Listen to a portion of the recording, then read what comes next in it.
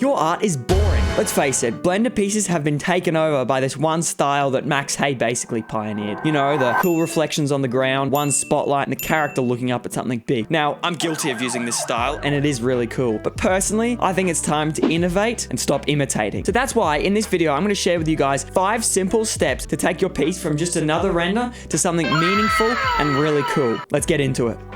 So here I am in my example Blender scene. I turned it from this to this. Now in Blender, I've changed 3 things: the camera angle, the lighting, and some of the objects in the scene. So firstly, I changed the camera angle. I originally had it at 35mm and I changed it to 150mm. Then I removed the ground and added in some more of these flying money pieces. Now where a big difference is made is actually in the lighting. What I did is I added in these 3 spotlights that had a very small spot size so that I have this very directional lighting, almost like sunlight coming through a window. This creates these powerful highlights that contrast with the darkness of the rest of the scene. Now, where the final bit of sauce, the bit of spice comes in, is in Photoshop, where we really give this piece a meaning. So let's jump into that. Hey, quick bonus tip before I start. I just wanted to let you guys know about my add-on Trashed, which is a one-click way to add life to your scenes and make them stand out with procedurally scattered trash. Go check it out, link below. So this is the render that we brought into Photoshop. It looks okay, but it's pretty bland and boring. So let's run it through the classic Camera Raw filter. So the settings I've used here are what I normally do.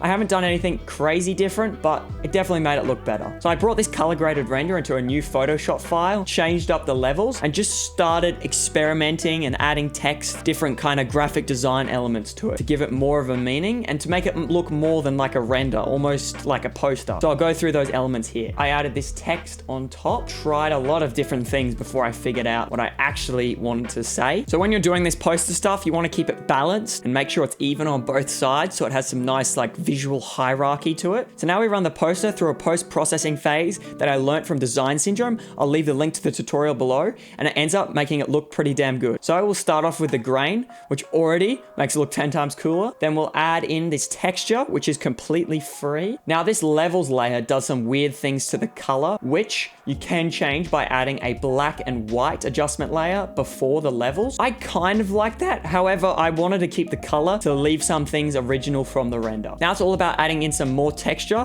These are all free PNGs. Now we can add in some gradient maps, which just fit all the colors into this band here, basically. And in the end, this looks a whole lot cooler than the original idea we started with. So we've taken our boring render from something that was very simple, didn't stand out much, to something that means a lot to me, and I personally think looks super cool. Those 5 steps can really help you elevate your piece, and as you do this more often and often, you'll find your style, and you'll find where you really want to take your pieces. Thanks for watching, guys. Make sure to like, subscribe, and check out my add-on Trashed. I think it'll really help you add some more life to scene. Anyways, keep going with Blender.